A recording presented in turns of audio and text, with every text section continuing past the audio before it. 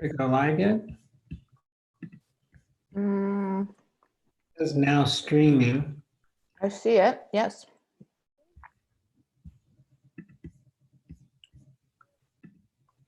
Very good.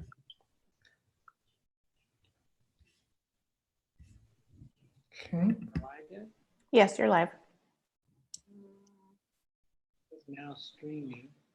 I see it, yes. Our conversation is live as well. Wow, that was weird. Yes, you're live.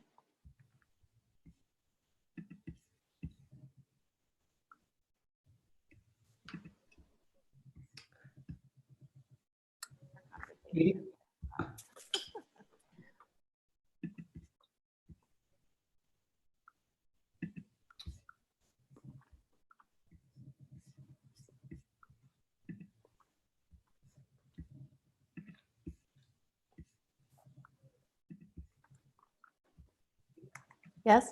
Oh.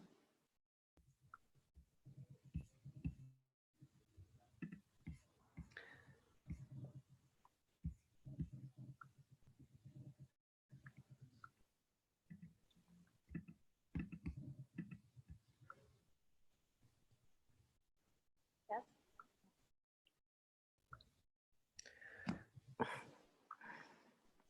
Sweetie, close the YouTube page, or because for some reason it's coming in through your mic. Close the page, okay. Maybe, I don't know. Here, let's see if it happens again. Hold on. I just closed it. But then you do want to kind of monitor it, right? Yeah, I don't Maybe know how. open it up and see what happens. Can you do that? I know that David does it, eh?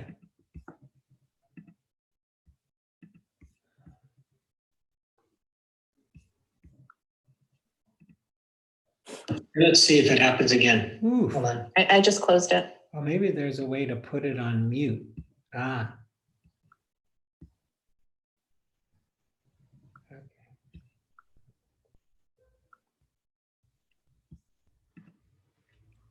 I know that David does it, eh? Ooh.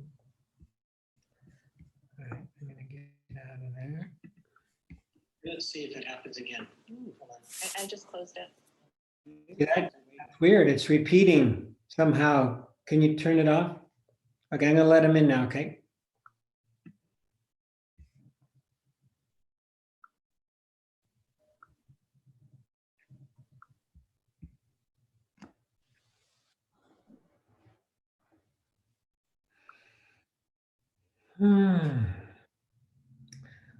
Hello, everyone.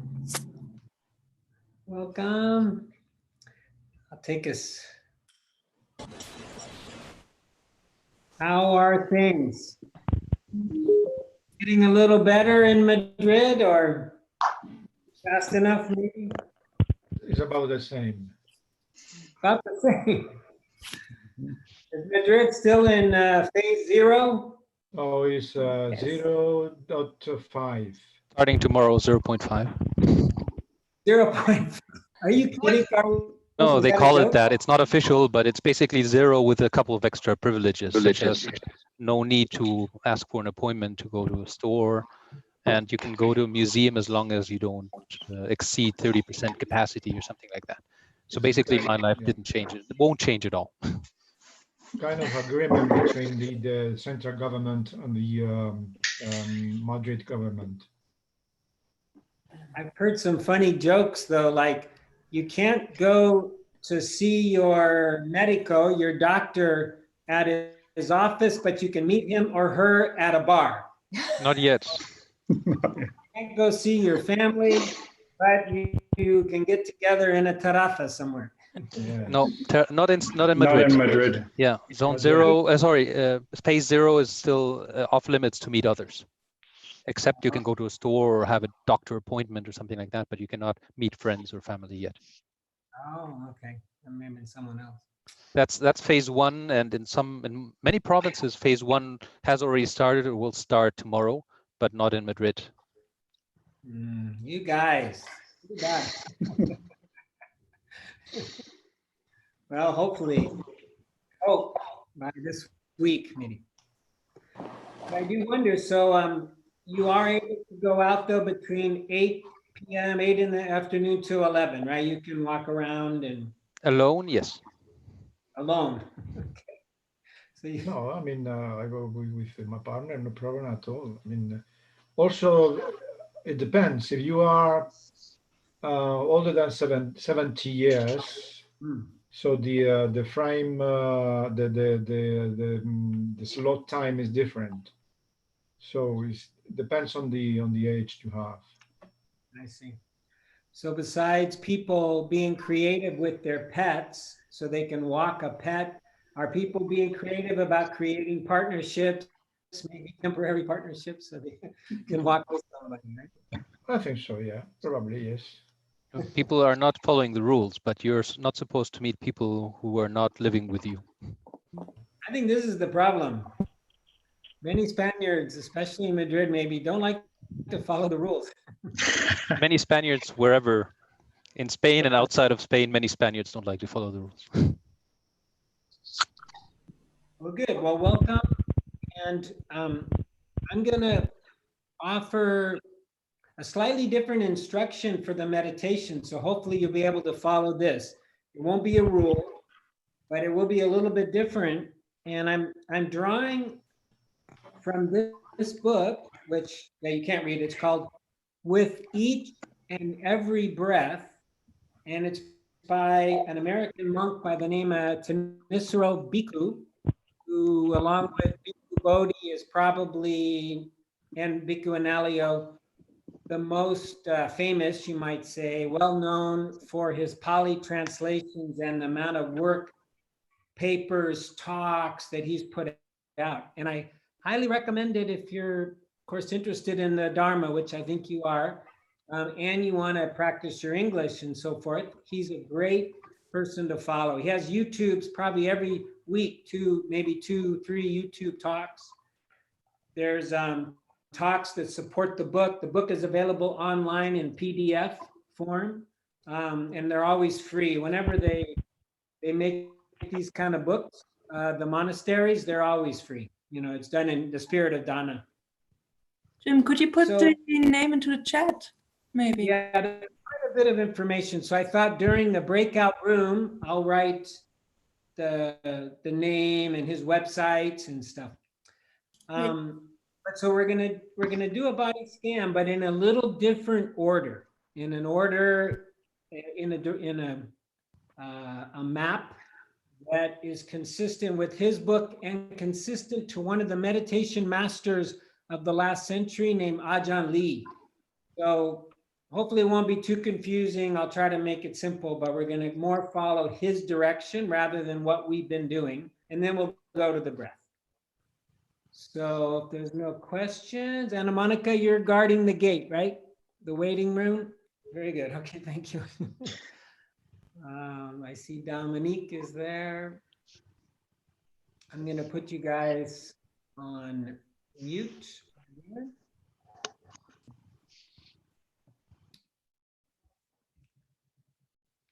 Okay. So, as usual, let's find a comfortable posture.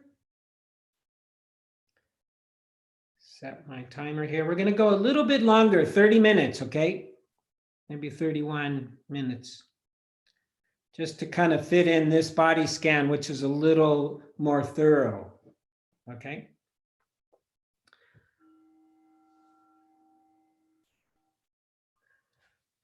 So let's find a comfortable posture. In Thanissaro Bhikkhu is also known as Ajahn Jeff, which is actually his name before he was ordained is Jeff. And so I'll probably refer to him as Ajahn Jeff, just because it's a little quicker to say. And he recommends that even if you are an experienced meditator, to take a couple deep breaths at the beginning. So just kind of a deep, all the way into your belly, out breath through the nose.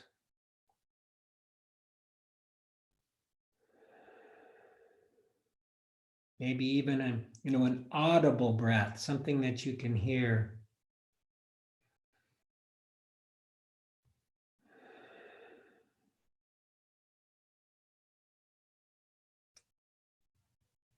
And now he also recommends that we check in with the state of our mind at the beginning. He says the premise of meditation with the breath is to get to know the breath, but also to get to know the mind. So just check in with your mind right now, which might also include emotions, moods. How are you feeling? And don't let it be a problem, even if you're feeling anger, frustration, irritation. Just notice that. Be kind.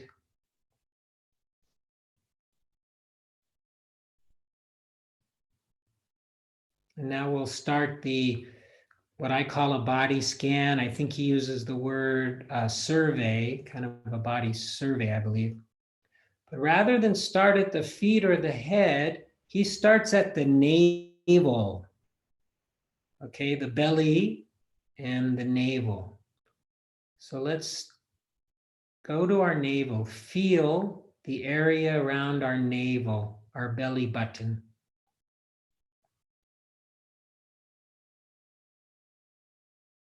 With an idea of relaxing that area.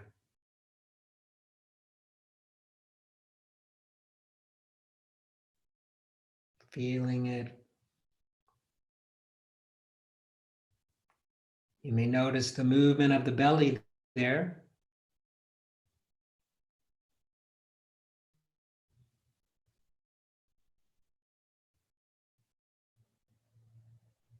And now let's move a little bit to the right and down. So the lower belly.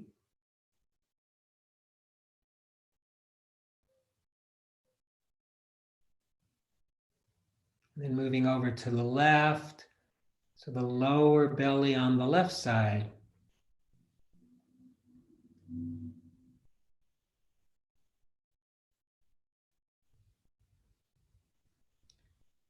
And now let's come up to what we call the solar plexus, that area just below the breasts, the sternum. Just try to feel that area.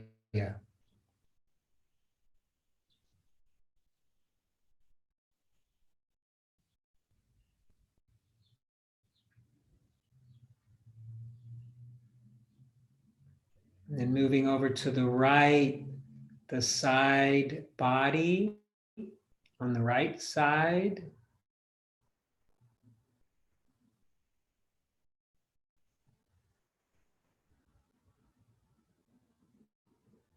And then moving over to the left side body.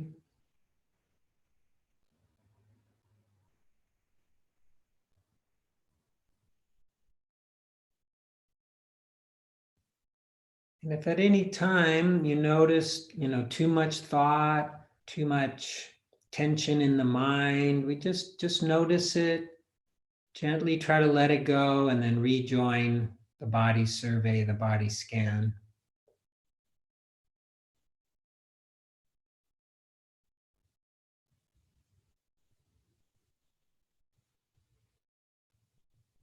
So now let's move up to the shoulders and then down the back part of the torso. So first along the spinal cord. Just maybe go down and up, a couple times on the spinal cord on both sides of it.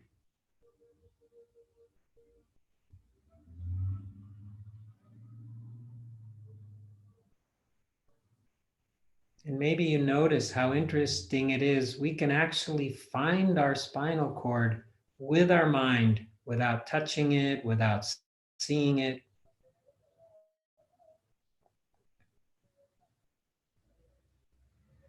And then go to your right shoulder blade.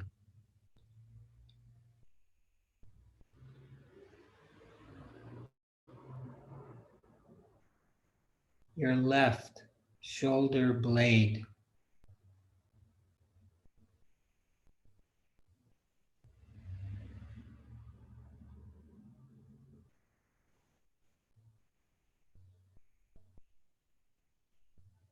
And then go to your right lumbar region, the lower part of the back.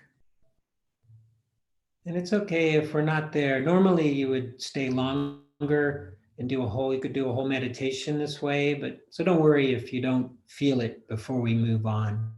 Just try to follow along.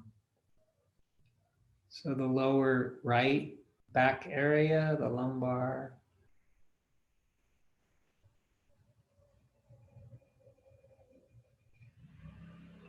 The lower left back area.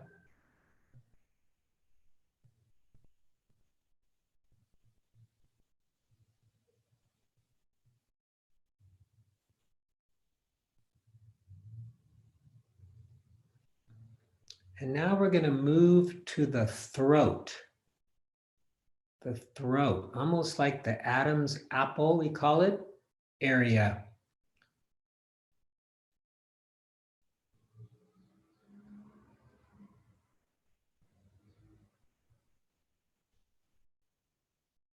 And just feeling it, relaxing it, noticing if there's any tension there.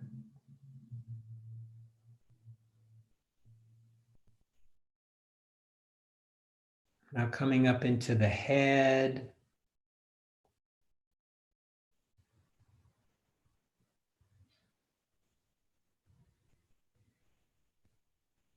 And then the back of the head, the base of the head, back of the neck.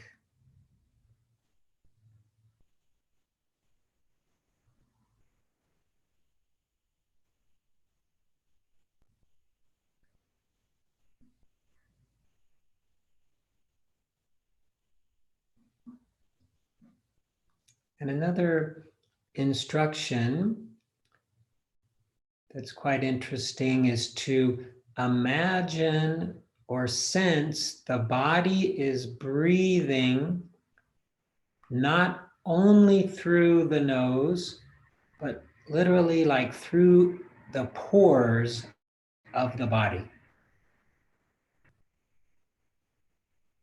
So imagine air coming into the base of the skull.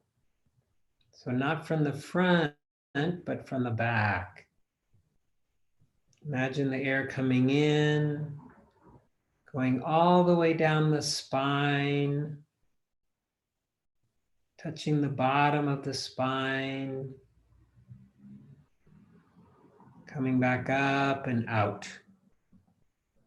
You could even imagine it going out the top of your head.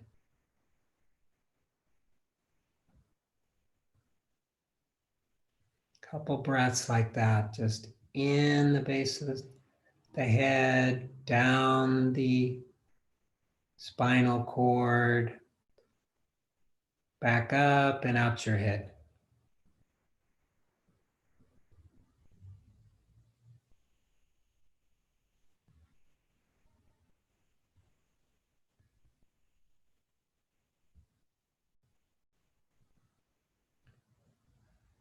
So now let's move to the lower part of the body, the hips.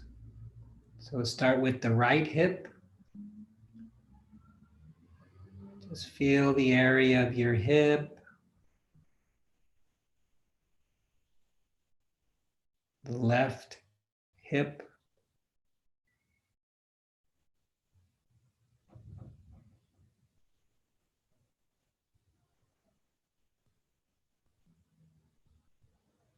Now with the legs, we're going to do something similar as we did with the spinal cord, where we're going to imagine breathing in at the hip and then letting the air travel down the leg and out the toes.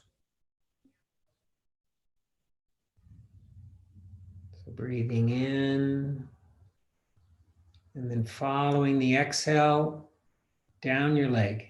Start with the right leg.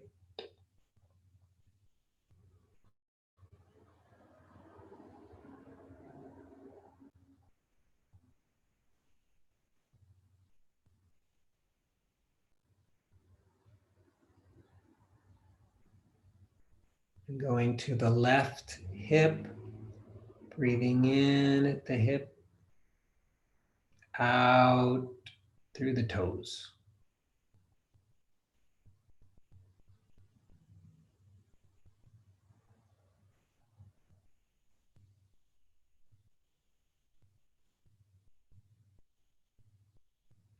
And now the same with the arms. Breathing in at the shoulder, right shoulder first, out the fingers.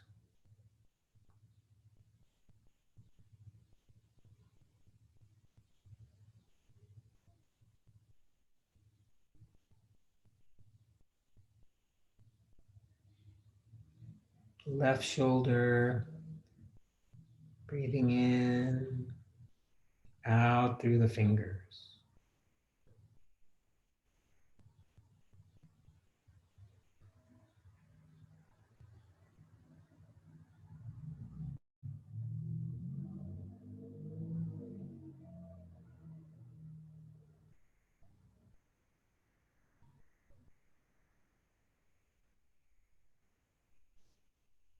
Now maybe one time, trying to just feel the whole body breathing.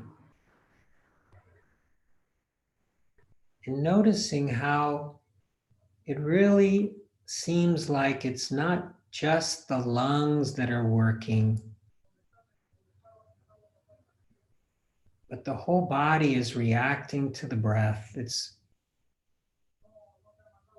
breathing at a muscular level throughout the body.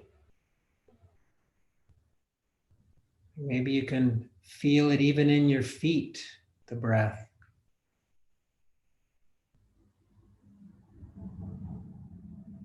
This is the energetic body, we could call it. The wonderful, recently passed, amazing English teacher, Rob Burbia, would call it the energetic body.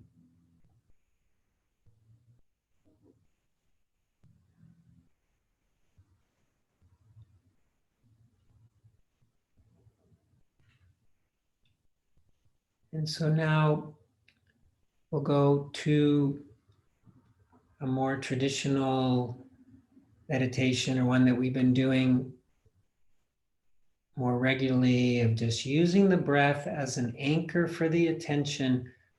What I invite you to do is to be aware of the breath, not only in its path, in its camino from the nose down into the belly and out, but in the whole body. A sense of the whole body breathing, the air moving throughout the cells, throughout the various body parts that we touched on at the beginning.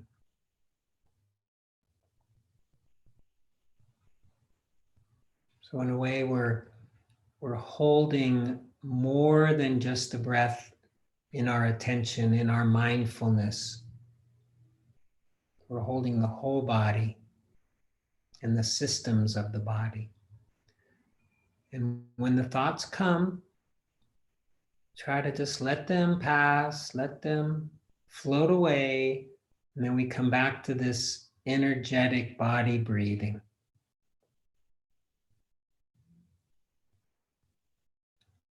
as always, with curiosity, with kindness, with compassion, letting go of the judgments, letting go of the criticisms, and letting go of the trying too hard.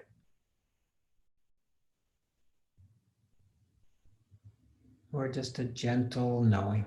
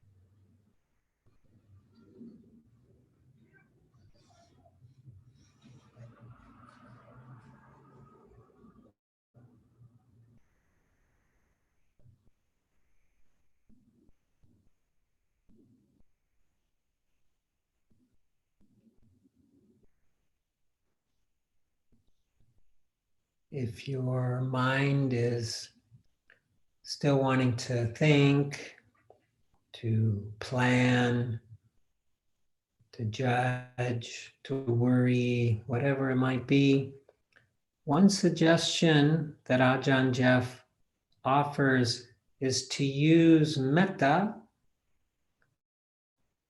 with your mind, with these thoughts. So you might just say, may I be happy. May I be well. May I be safe. Or if there's a particular person or being in your thoughts that maybe you've been thinking about, you can offer that person metta. May you be happy. May they be happy. Offering this form of compassion to them. That will often relax the mind, and then you can more easily come back to the breath, come back to the energetic breathing body.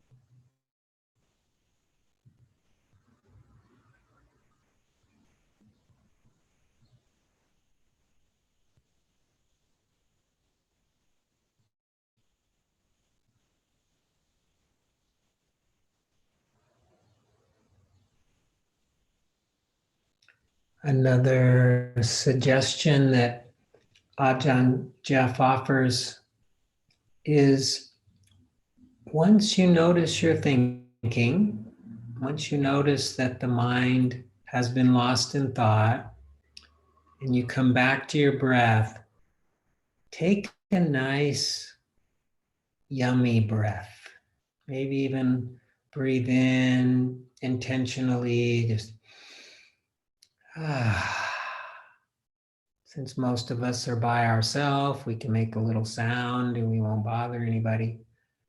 But just kind of reminder to the mind how nice the breath can be, how pleasant, how enjoyable it can be to breathe. Kind of a reward for coming back to the present moment, coming back to the here and now with a nice, yummy breath. I don't think he uses the word yummy, that's my word, but you get it.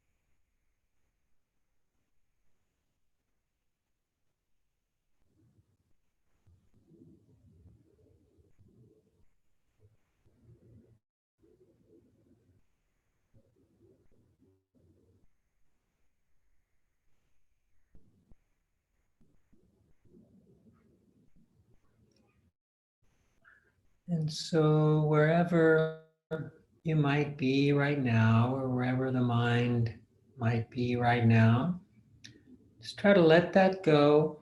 And let's come back to the area of the navel, the area of the belly, around the belly button.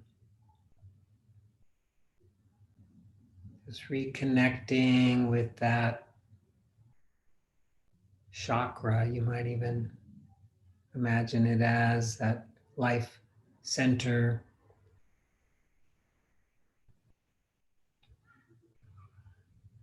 And then expanding your attention, your awareness, your mindfulness to fill your posture, to fill your body with kind awareness.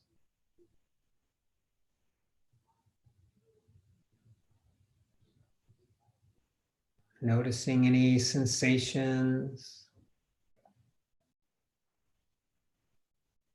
just holding them, knowing them.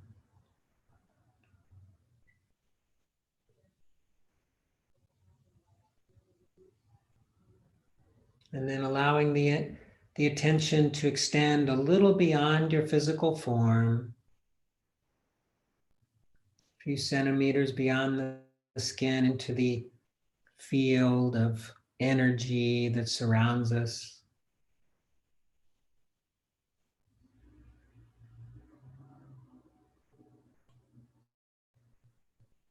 And then imagining that you could extend this kind awareness, this mindfulness to include everybody here on this call this afternoon, today.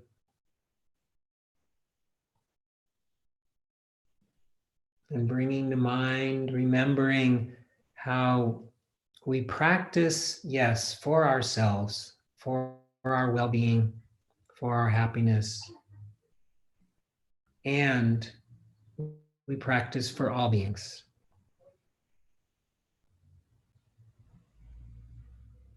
There is such a beautiful cause and effect when we are happier, calmer, more equanimous. Those around us feel it and they benefit. You can even look at it simply as that. When we take care of ourselves, we are also able to contribute to the well-being of others. Just keeping that in mind. And then when you hear the sound of the bell, as always, just noticing whatever arises, bodily sensations, emotions, or thoughts. Just noticing how they arise and how they pass away.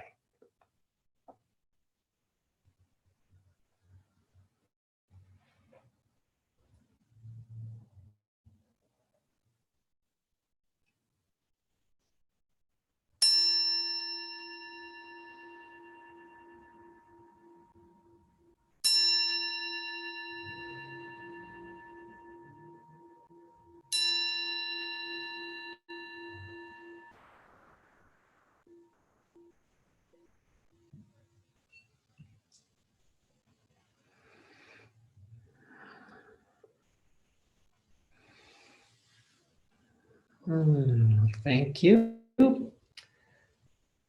very much. Yeah, take stretch a little bit.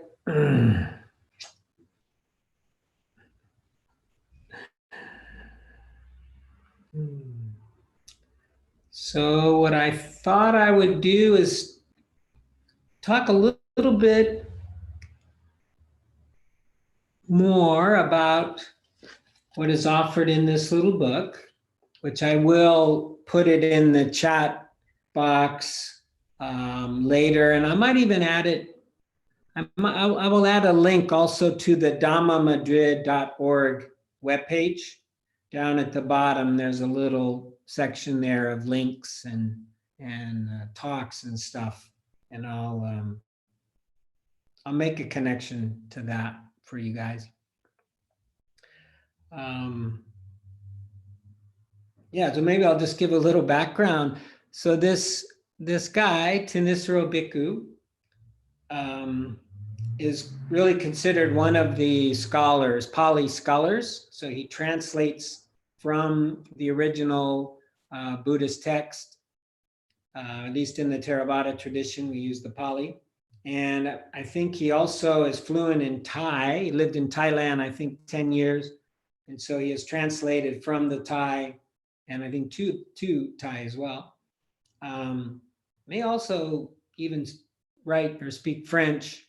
But he and Bhikkhu Bodhi and now Bhikkhu Analayo really are the primary sources, I would say, in the Theravada tradition for the translations of the original text. And this guy, he's probably done, I don't know, 1,000 suttas, 1,000 discourses of the Buddha he's translated. And you might have heard of or run across, if you're online, a website called Access to Insight. Access to Insight. It has just the suttas and so much stuff. And he's pretty much written all of that. And he's also written a lot of the writings you'll find in Wikipedia. If you go to Wikipedia, you'll find that he's actually the one, he's just prolific. He's just constantly putting them out.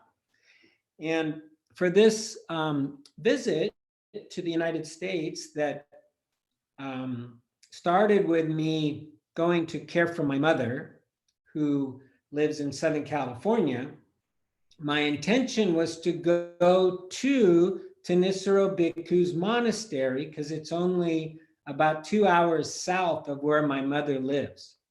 And I believe it is the very first Thai forest monastery in the United States. It's called Metta, right? Metta Forest Monastery. And my intention, because I'd never actually met him, I'd only seen him on YouTube or, listened to his Dharma talks or read him. But my intention was to go spend some time at the monastery and, be able to be in his presence and stuff.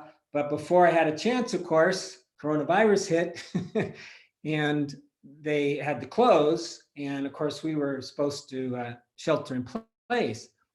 But one day, Anna Monica and I, we did sneak down there and we went to the monastery. We didn't see him, but we got a chance to see the monastery. It's a beautiful place, had a couple new buildings, and I could definitely spend some time there. And it's in a beautiful valley in San Diego County, which is in the southern part of California, near Escondido, which by coincidence is also where Thich Nhat Hanh, many of you might have heard of or know Thich Nhat Hanh, who has Plum Village in France. He has a monastery in that same area, in the same mountains as Thanissaro Bhikkhu. So it's a very plentiful place, right, where you could be immersed in not only nature, but in Buddhism as well. And when we were there, of course, they had many of these books, which, much like Aravati and other places, are just free. You could just take them.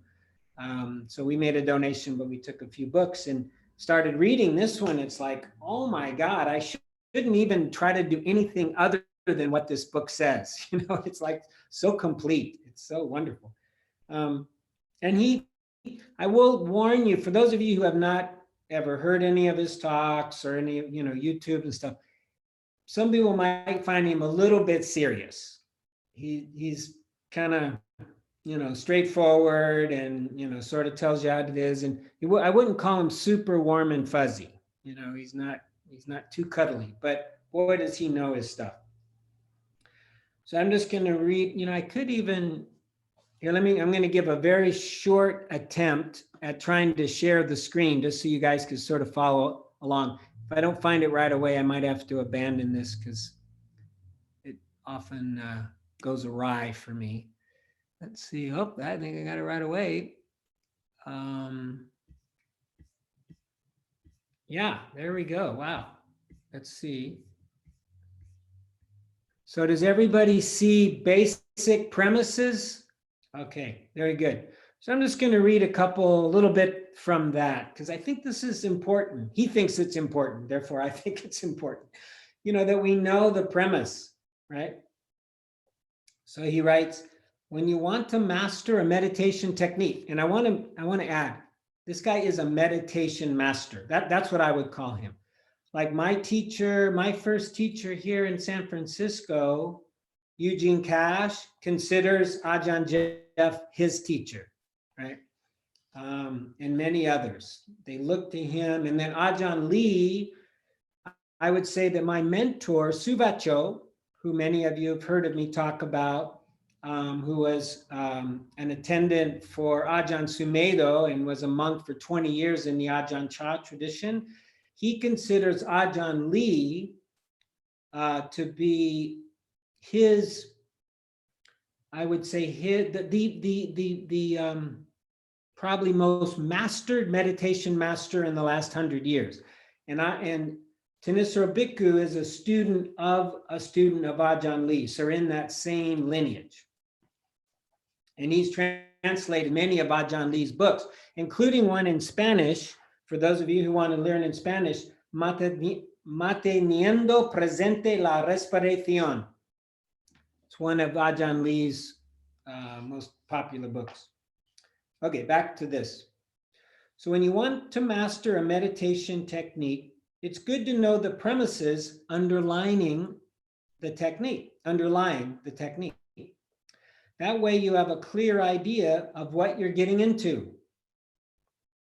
Knowing the premises also helps you understand how and why the technique is supposed to work. If you have doubts about the premises, you can try them as a working hypothesis to see if they really do help in dealing with the problems of stress and suffering, right? Because this is our path. Our path is for the cessation of suffering, dukkha, the cessation of suffering, the cessation of stress.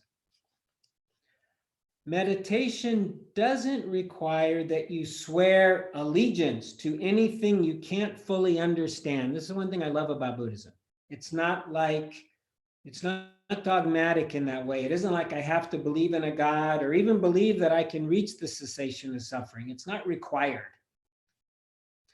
But it does ask you to give its premises a serious try. As your meditation progresses, you can apply the basic premises to areas that come up in your meditation that aren't explained in the book. In this way, the meditation becomes less of a foreign technique and more of your own path in exploring the mind and solving its problems as they arise. This is another thing I love about him is, he uses Ajahn Lee's, like for instance, the body scan, but then he kind of changes it. And even I changed it. I didn't do exactly how it is in this book. And he'll even say, you could start with the navel, and then you could spread out, or you can start out more spread and go to the navel. Or you can actually do the breathing of the energy body like we did first and do the scanning second. Or, you play with it and you find what works for me, what really lights my fire, keeps me interested. Because breath meditation is a training in which the mind focuses on the breath, its basic premises focuses on two topics: the workings of the mind and the workings of the breath. So he starts off with mind. See, I'll come up here again a little bit.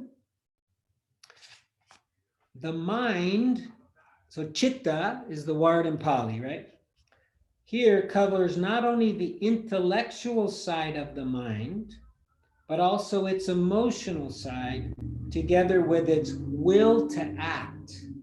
I like that he's addressing, the desire that is inherent in in all action, right? In other words, the word mind covers what we normally think of as heart as well, the desire. The mind is not passive. Because it's responsible for a body with many needs, it has to take an active approach to experience. And he likens it to looking for food. Its actions shape its experience as it looks for food, both mental and physical, to keep itself and the body nourished. It's driven by hungers that are both physical and mental. I might skip a little bit.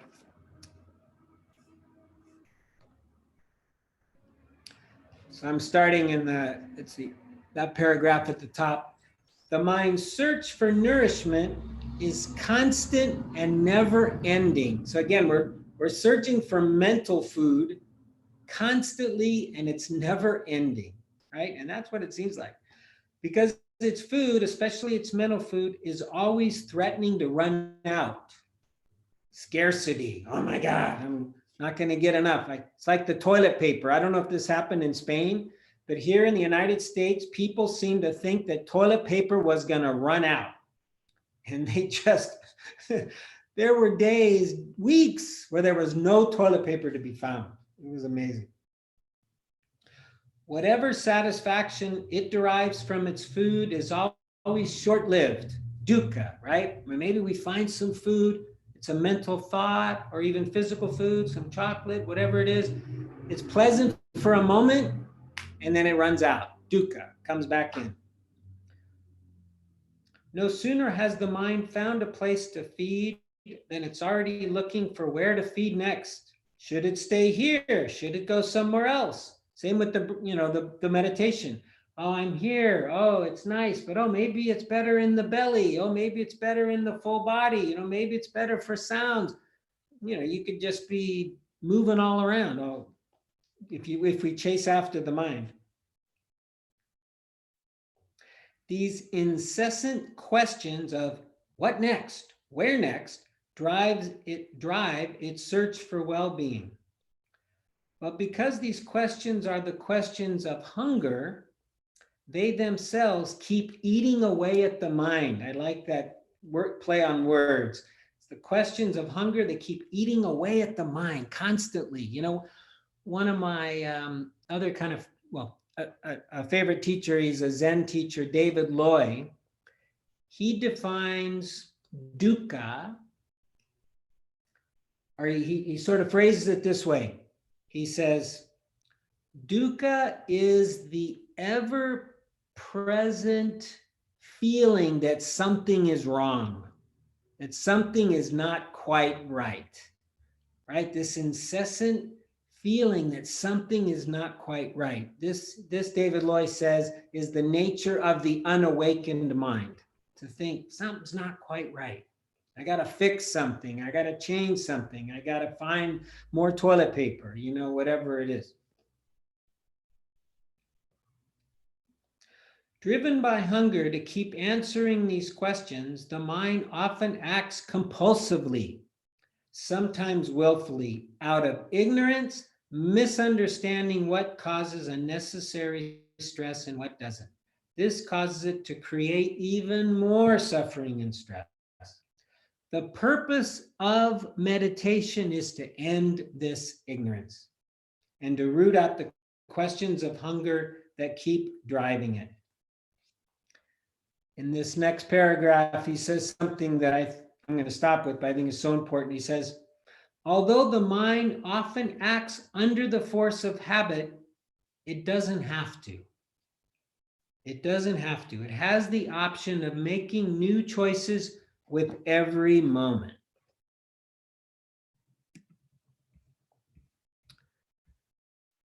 So I'm going to just stop there. What I love to do? I'd love to encourage you guys to get this book, and maybe we can kind of read it together and study together.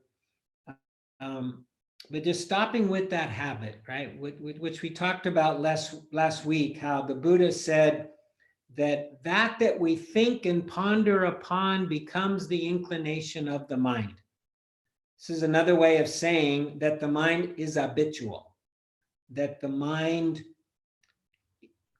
is pliable, or that is, we can assert a certain amount of what one of Anna Monica's teacher, Sally Armstrong, calls freed up will, where we can direct the mind to the breath, let's say, and And of course, the habits kick in, the hunger kicks in, and it goes to thought, and it's trying to find some other kind of nourishment, that it thinks maybe it'll be better. And then we have to take it and we bring it back to the breath again and again. He says in the book, it doesn't matter if it's 100 times, you just keep doing it. But this creates, and these are my words, it creates like a neural pathway. It's like if we go off into the forest and we keep doing our trekking on the same route, on the same path, over time, it'll become visible. And it'll be easier to navigate. It'll be easier to walk on because maybe we'll clear it of, shrubs and so forth.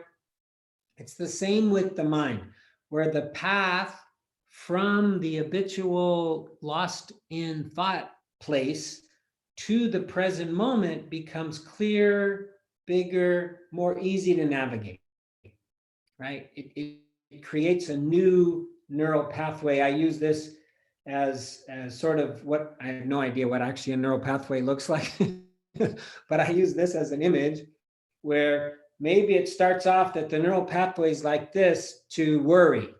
Once you're in there, right? So let's pretend that my phone is me, my attention. Once I'm in there, it's really hard to get out. You're like stuck, right? But practice creates this freed up will, which kind of opens up the neural pathway so that we can get out. And then we create this new neural pathway that leads us to the end of suffering, leads us to the present moment. This is our practice, right? To keep on coming back, changing the brain. The brain, even at an older age like me, or those people who get to go outside in Spain under different hours or whatever, the mind is still pliable. We can still learn new habits. It's not hopeless.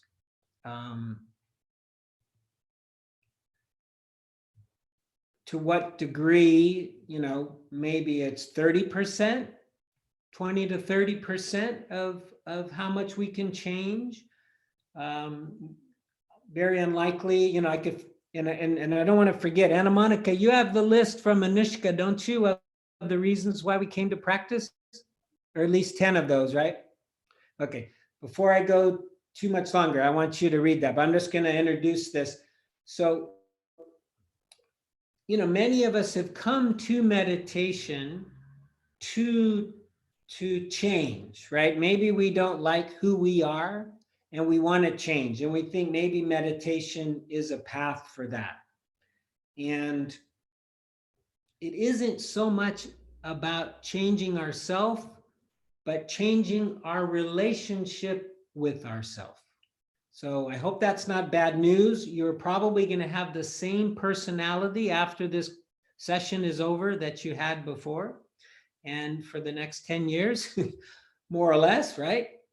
You'll probably be more kind, you'll be more compassionate, you'll be more patient, but more or less your personality will probably be quite similar.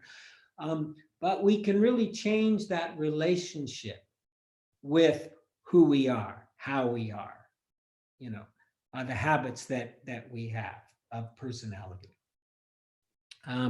Before I turn it over to Anna Monica, let me see if there's anything else I wanted to kind of add. I have two things. So speaking of Burbea again, Rob, who was this amazing teacher from the UK, who wrote this awesome book called Seeing That Frees, Liberates. Seeing that frees. And very much this is what practice is about, right? It's changing our perception. It's putting on a new pair of glasses so that we can see things in a way that will free our mind and our heart.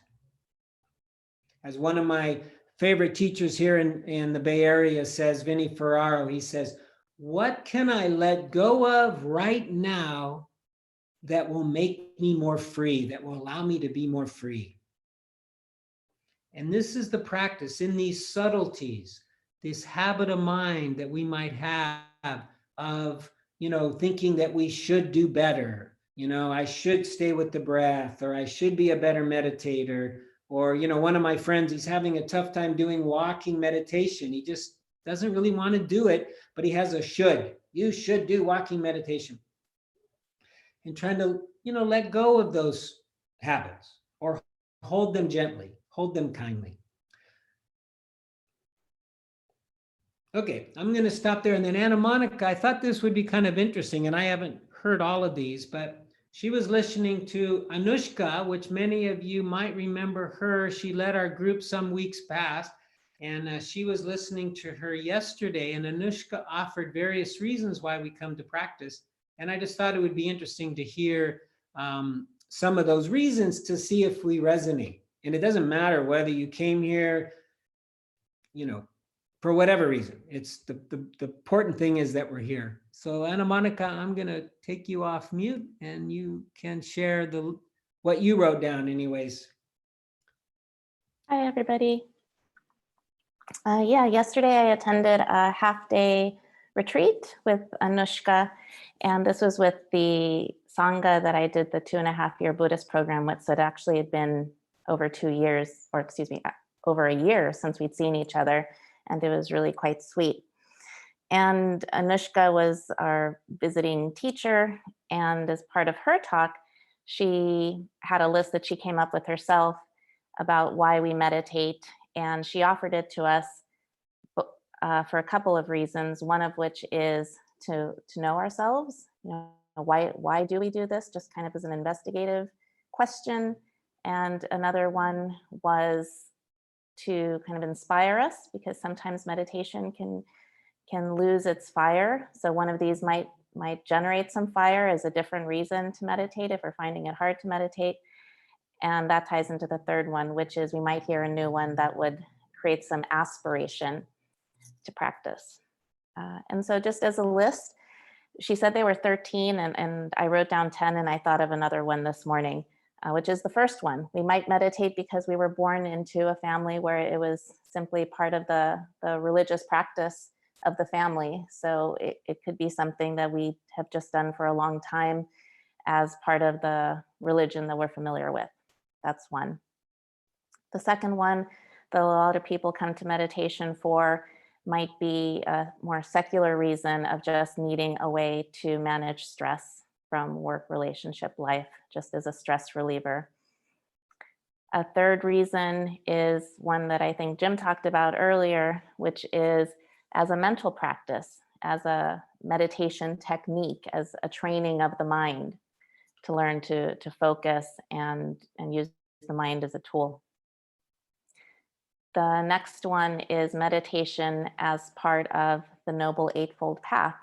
And I would say for me, this one resonates. I did not, well, actually, I did start meditating, but my interest in it continued once I learned more about the Dharma, more about Sila, more about being good and kind and the moral aspects. And meditation is an aspect of the Eightfold Path.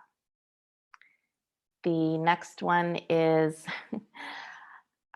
coming to meditation as out of desperation. Say that we're struggling with addiction, or we've hit a bottom and just need something to get us to a better place, and someone might offer it. They've been meditating, it works for them, and we come because we need serious relief. We're in a crisis. The next one is kind of, well, this is what I wrote. It's a remembering, and to remember who we really are, kind of interbeing in the sense of, Thich Nhat Hanh talks about inner being part of a universal whole, remembering our divine self, that we are not, the ego. So remembering, and also taking apart the word remembering to remember, as she has said, also to reconnect the membranes, kind of a reuniting of the membranes of our mind. the next reason we might come to meditation is to use it as a lab, as a place where we can be curious and inquire about our patterns and our habits and what's going on in there. So we meditate as a time to practice just experimenting with what comes up in the mind. And next one is we might use it for alignment, to live with things as they are, to experience that things change, to experience that we're not the self, to align with the Dharma of the way things really are. And the next two are somewhat related. We might come to it as a devotional practice, to experience gratitude as a form of prayer, or as ritual, something that we include in our morning practice as a time for gratitude. And then the last one is why she tied it into the talk we had yesterday during this time of the pandemic. And we can use meditation as a place to rest in not knowing what's going to happen next in our mind, in this world, and to experience as much peace as we can in the not knowing. And so I pass those on. Maybe one of those resonates, one of those will create some interest or energy for practice.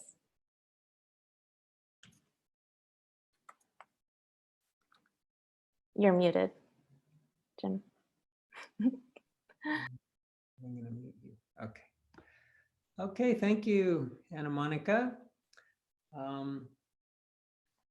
Yeah, so maybe one or more of those resonated.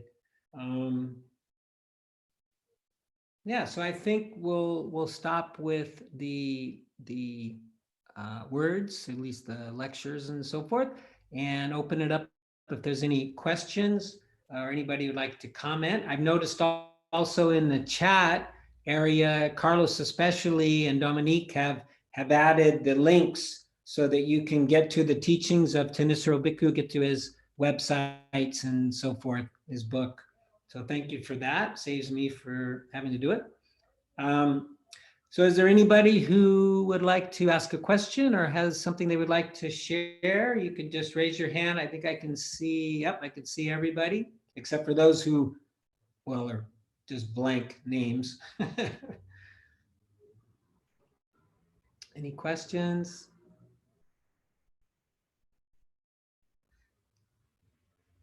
Okay, if not, we could do a metta meditation. And then after the metta meditation, I'll stick around and we could form some small groups for those of you who would like to participate in that.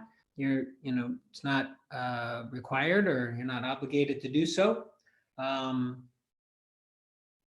it looks like no more. And the metta part is also in this book. In fact, I might just mention his phrases. I'll probably not use them exactly, but just so you could hear another person's phrases. See if I can find them.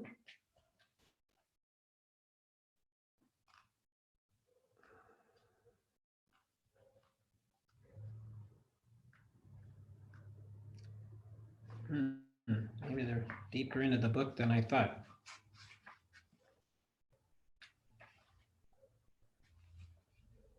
Which just while I'm kind of looking, hopefully I can do two things at once. I really liked his suggestion that we can use metta, especially at the beginning of our meditation. So you might remember that I mentioned to check on the state of your mind when you get started. How are you feeling? What emotions are present and so forth. And he said that, if there's some somewhat unpleasant or negative emotions that are present at the beginning, we can use metta to get started. So we don't have to do the body scan. We don't have to do the breath yet. Just start off with some metta, some compassion practices, phrases to kind of loosen things up a little bit, let go a little bit. Here we go. So he calls it goodwill, bienestar, which I do think is a very good translation, because often things are positive, negative in the Buddhist teaching. So he talks about ill will, and he talks about goodwill. So he, Thanissaro Bhikkhu says, may I be happy, may I be free from stress and pain, may I be free from animosity, free from trouble, free from oppression. Rather specific. I thought that was interesting. Animosity, nobody hates me. Trouble, that could be anything, somebody parking in my garage, in front of my garage or something. Free from oppression, which can really be widespread depending on where you're at and so forth. And then the last one is a variation on ease that I thought was interesting. May I look after myself with ease, or another way of saying that, may I care for myself with ease. Usually I just say, may I live with ease. I thought that was rather interesting. Yeah, so, our time went a little faster than I thought. But anyways, so if there's no questions or anything, there is a message. Let me see if it's a question. It's from Martha, I guess, saying goodbye. Okay, so we'll do a little metta meditation, just a few minutes, if that's okay.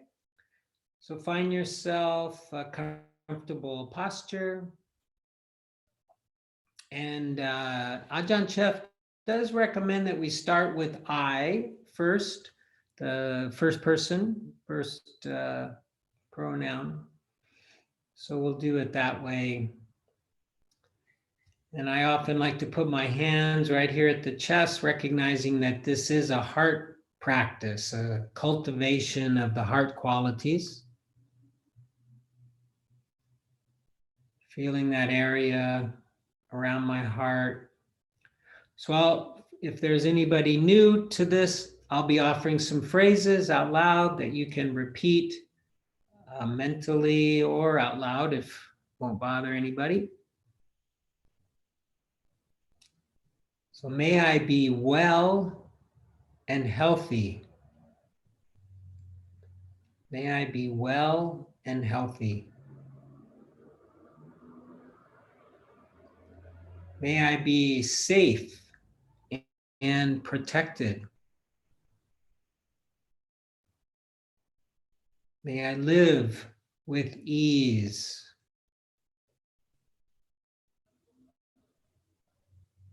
May I be happy.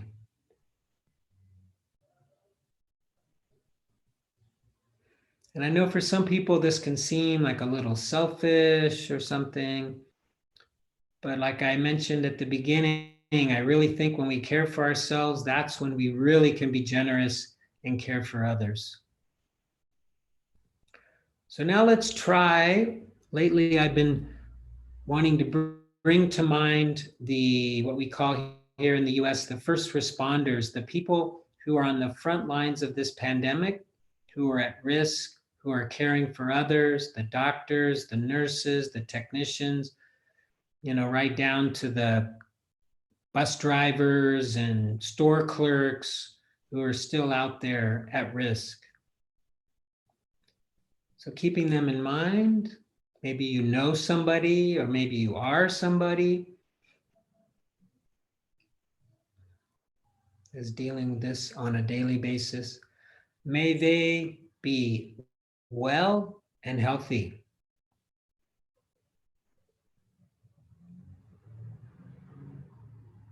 May they be safe and protected.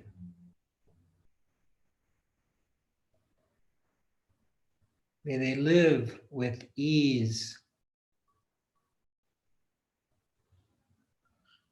May they be happy.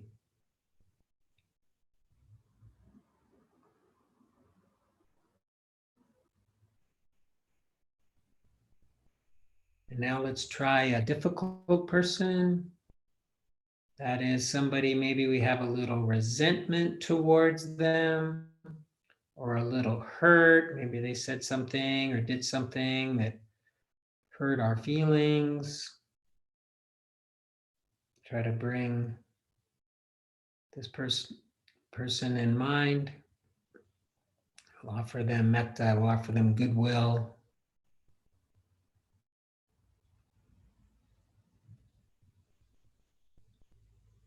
May he be well and healthy.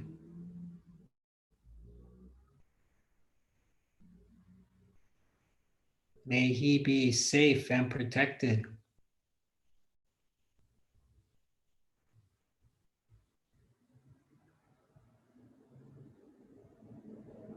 May he live with ease.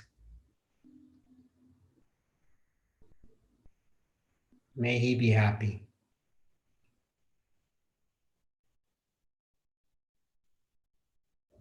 And for the last group, we'll do all beings in all directions without exception. Just imagining this goodwill can radiate out from our heart.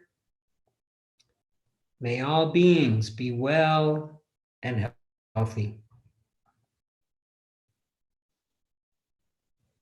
May all beings be safe and protected.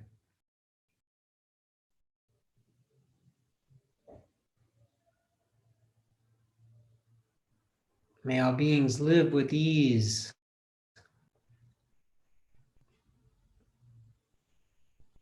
May all beings be happy.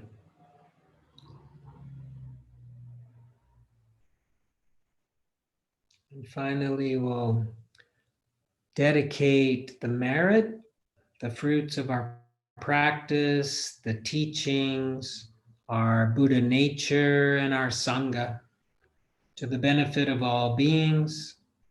May all beings be happy and peaceful, healthy and strong, safe and protected. May all beings be free from suffering and the causes of suffering, free from war and violence and prejudice, and free from coronavirus. And may all beings find their path, find their way of seeing that brings them to the end of suffering. May all beings be free.